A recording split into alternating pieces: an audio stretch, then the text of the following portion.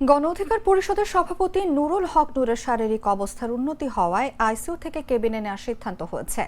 সোমবার Dhaka medical college হাসপাতালের পরিচালক ব্রিগেডিয়ার জেনারেল মোহাম্মদ আসাদুজ্জামান এই তথ্য জানান।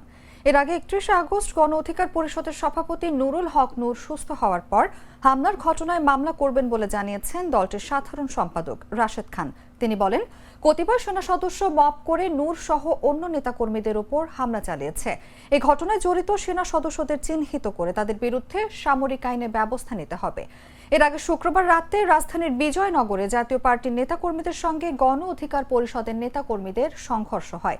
দুপক্ষকে ছত্রভঙ্গ করতে আইনশৃঙ্খলা বাহিনীর লাঠিচার্জে গণ অধিকার পরিষদের সভাপতি নুরুল হক নূর ও সাধারণ সম্পাদক মোহাম্মদ রাশেদ খান সহ অনেকেই আহত হন। গুরুতর আহত হওয়ায় নূরকে প্রথমে ইসলামী ব্যাংক হাসপাতালে নেওয়া হয়। পরে চিকিৎসকদের পরামর্শে রাত 11টার দিকে তাকে ঢামেক হাসপাতালের জরুরি বিভাগে স্থানান্তর করা হয়।